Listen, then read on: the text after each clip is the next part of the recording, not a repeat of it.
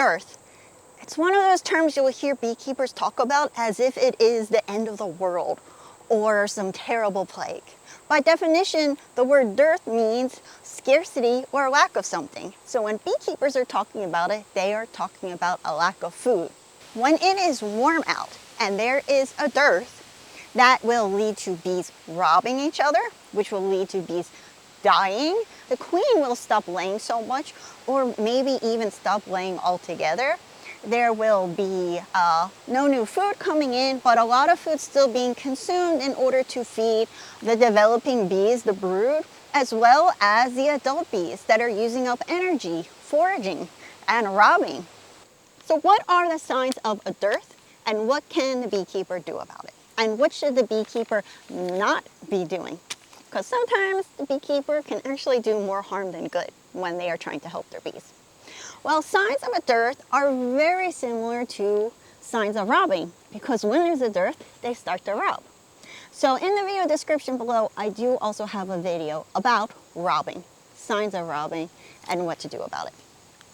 Now, there are environmental signs of a dearth, as well as the signs when you are at your beehive that they are going through a dearth. In your environment, of course, you're going to see less flowers blooming. But either way, during a dearth, there's a lack of food, and so that means there is going to be a lack of flowers producing nectar for the bees to forage at. Common times of a dearth are in the late summer when it gets very hot out and is also very dry.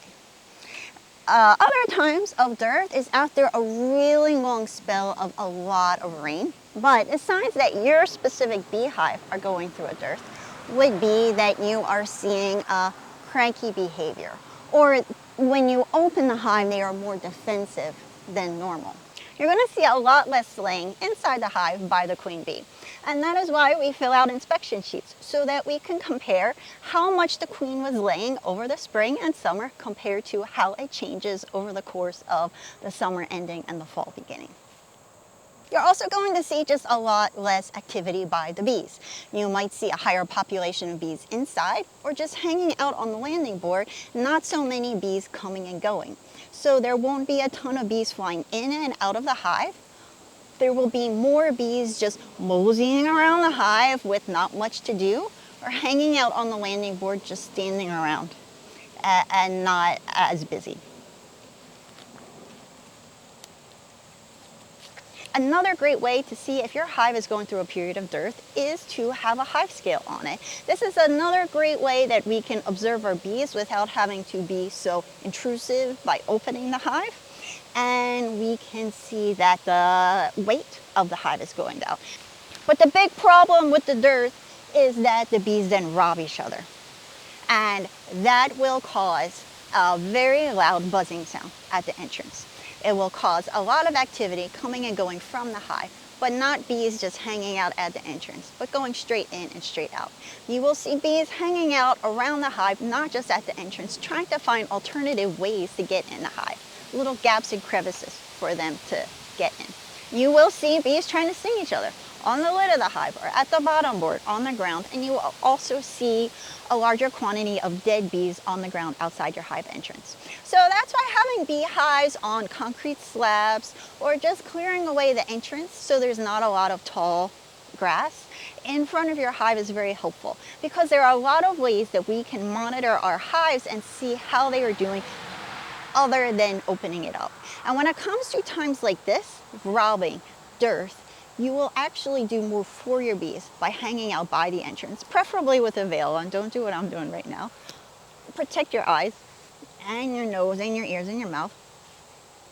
You will see more. You will also protect them more, because when the hive is opened, that will let any bees and wasps coming by know that there's a beehive, because they will be able to smell what's in the hive way better than when the hive is all closed up.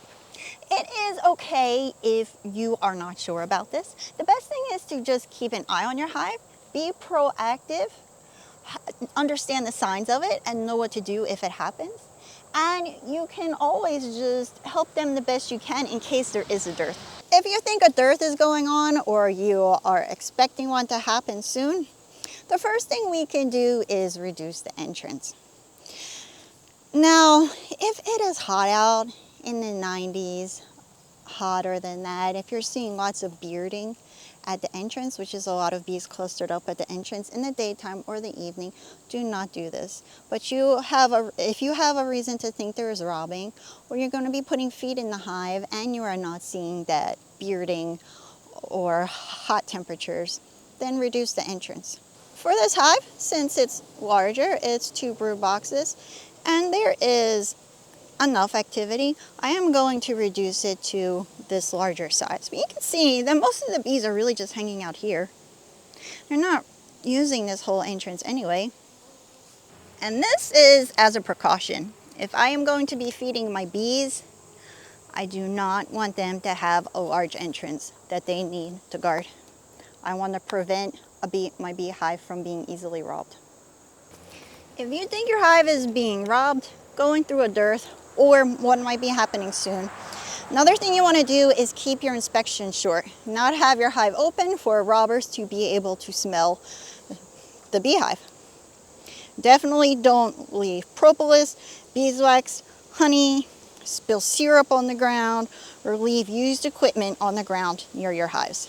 The other thing you can do is consolidate your hives. By this, I mean you start to go from 2 brood boxes to 1. This you would do when you start to see a lot of frames that have little to no bees on them, or that have nothing inside the cells.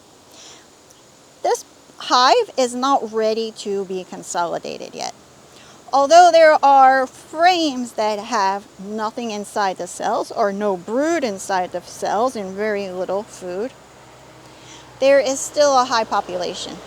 So you will see in this box that there's considerable amount of bees in between all of the frames. Now it is a lot less here and here, the majority of the bees being here, but it's not light enough that we would be able to merge both boxes together. But soon we will be able to merge them. And you start to see few bees on frames and a lot of frames that have nothing inside the cells. You want to consolidate boxes and turn 2 brood boxes into 1.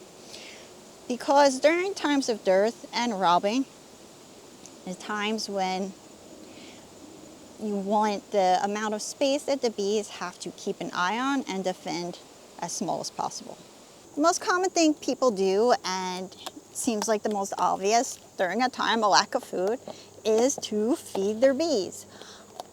I know it makes sense when you think of it from a logical perspective, but I want this to be your last resort, or it's mine. I don't like to talk as if everything I think is law and a must. But I have never been a huge advocate of feeding bees. It is not great for bees to be having syrup. But we do not want them to be losing all of their winter food, and we don't want them to be starving. So if you think your bees need it, you can always give them some syrup. You want to make sure that they have enough food for winter. So if you are concerned that they do not, you can always take a scale out to your bee yard and weigh it.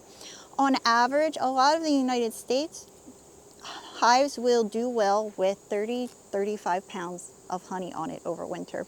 If your hive does not have that much honey on it, and it is getting towards the late summer and there's not much blooming, can feed your bees.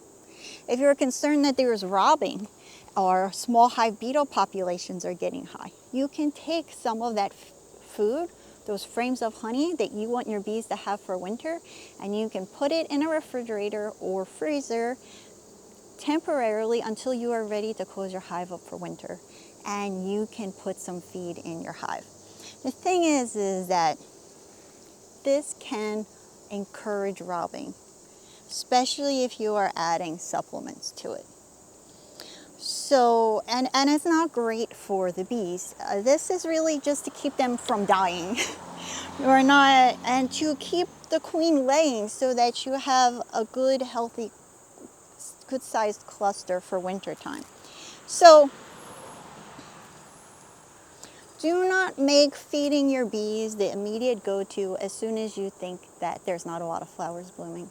should be more of a last resort. So to feed your bees at this time, what I do is still make a 1-to-1 syrup, which is 1 part water to 1 part sugar. And it is simple as just taking a quart of water, warm water, putting it in a jar, and then adding a quart of by volume, just plain white sugar. You can add supplements like Honeybee Healthy to it, but you don't need to add as much as they require, especially if it's not warm out, because the main reason why Honeybee Healthy is added to the hive is to, now we're just gonna turn this over, put it in. The main reason why things like Honeybee Healthy are added to the syrup is to keep it from going bad. It extends its shelf life. But if it is not too warm out, then that's not so much a problem.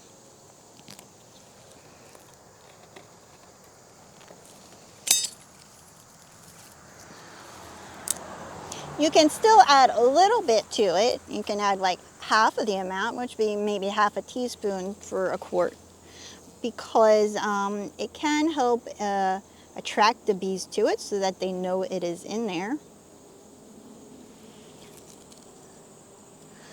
Now, since I'm just putting this in there, and I also have some frames of honey that the bees are currently all over, I am just putting this jar in here upside down. And what I do is I just lay 2 little sticks that are about the same size down and put my jar on top so that the bees can easily access.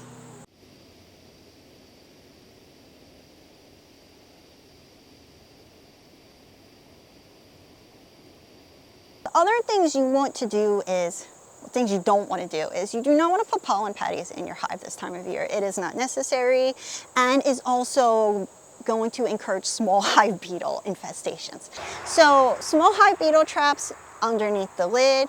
I use, where did it go? The Brawny Dynamax towels. Now, I don't think Brawny Dynamax sells these.